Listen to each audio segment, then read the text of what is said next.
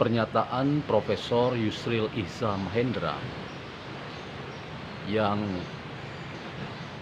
merasa bahwa ketika dia sudah menjadi seorang pakar di bidang hukum, khususnya hukum tata negara, dan kemudian ia menemukan ada lubang-lubang dalam pandangan-pandangan hukum yang seringkali tidak bisa diargumentasikan secara baik, bahkan kehilangan spirit kemanusiaannya. Latar belakang itu kemudian membuat Yusril merasa perlu untuk melakukan studi yang lebih mendalam, mengkaji dan mengambil bidang yang seringkali dianggap jauh dari ranah-ranah praktis, seperti orang yang menguasai bidang keahlian hukum, termasuk hukum tata negara. Apa itu bidang yang dimaksud dalam statement atau pernyataan Profesor Yusril? Ia mengatakan bahwa hukum membutuhkan disiplin ilmu yang lain, yaitu filsafat. Hukum membutuhkan cabang ilmu yang lain, disiplin ilmu yang lain, yaitu filsafat. Pertanyaannya adalah, mengapa filsafat itu sangat dibutuhkan dalam banyak kajian ilmu-ilmu manusiawi? Jawabannya mungkin harus kita katakan justru tidak abstrak. Orang mengira bahwa filsafat itu ilmu yang abstrak, yang bersifat melangit, dan karena itu tidak bisa secara langsung menolong orang yang menggeluti filsafat memberi sumbangan konstruktif dalam rangka perbaikan hidup yang lebih baik. Ada tuduhan sepihak bahwa filsafat adalah ilmu yang sulit dipahami. Tetapi sesungguhnya filsafat itu dibutuhkan karena filsafat adalah pandangan yang terkait dengan bagaimana hidup itu harus dijalani, dihidupi, dan diperjuangkan. Jadi filsafat lebih menyoal bagaimana hidup yang bernilai dan nilai yang dihidupi itu kemudian diwujudkan dalam perilaku hidup sehari-hari. Mungkin pandangan yang seperti itulah membuat Profesor Yusril merasa bahwa doktornya di bidang hukum itu tidak memadai.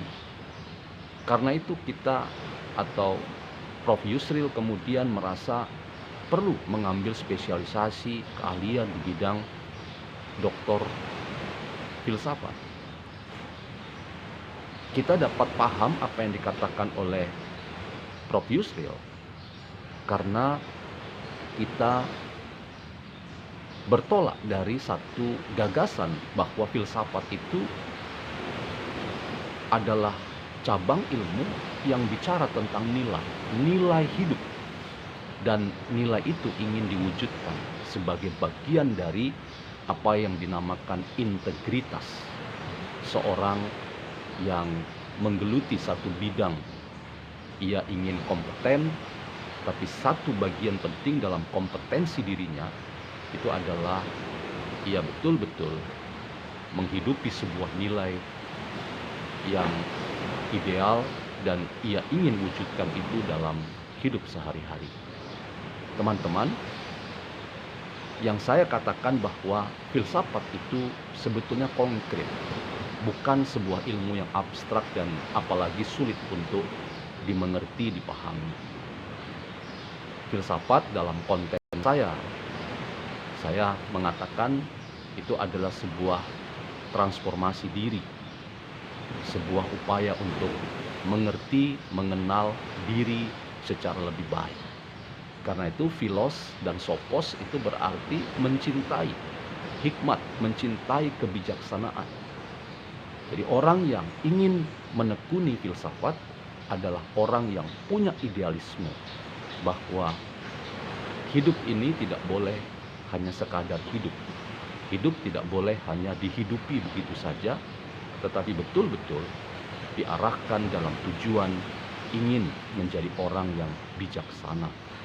Nah, bijaksana sekali lagi dalam konten-konten saya sering katakan sumbernya itu bukan sesuatu yang berasal dari diri kita. Hikmat, kebijaksanaan itu bukan bersumber dari diri kita, tetapi justru bersumber dari logos.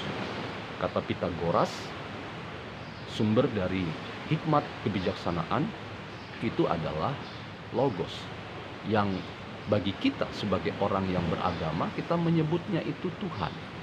Sehingga seorang yang berpikir filsafat dan bertindak filsafat itu sebaiknya adalah seorang yang betul-betul hidup dalam relasi-relasi yang intim dengan Tuhan. Tuhan dalam tradisi keyakinan, kepercayaan, dan keagamaan masing-masing kita.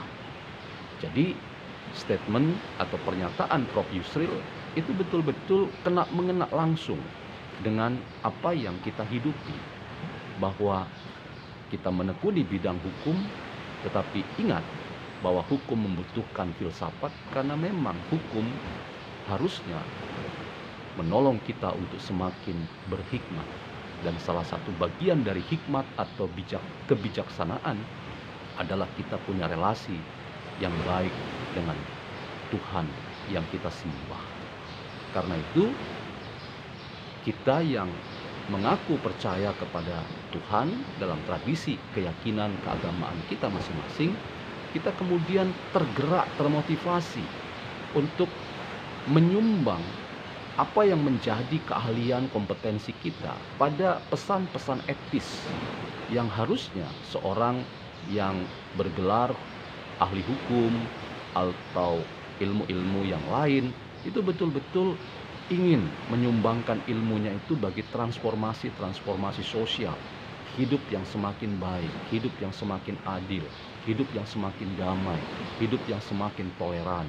Itulah nilai-nilai hidup dari apa yang dikatakan oleh Prof. Yusril sebagai hukum itu tidak boleh hanya sekadar memperjuangkan hak, tetapi juga harus mengusung sebuah nilai yang diperjuangkan yang berasal dari relasi-relasi intim kita dengan banyak nilai-nilai luhur, etis, moral, termasuk nilai keagamaan yang kita anut.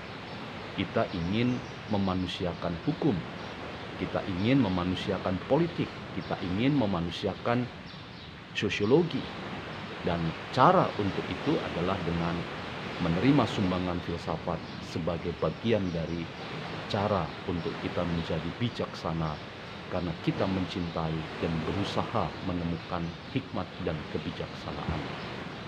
Terima kasih, Prof. Yusril.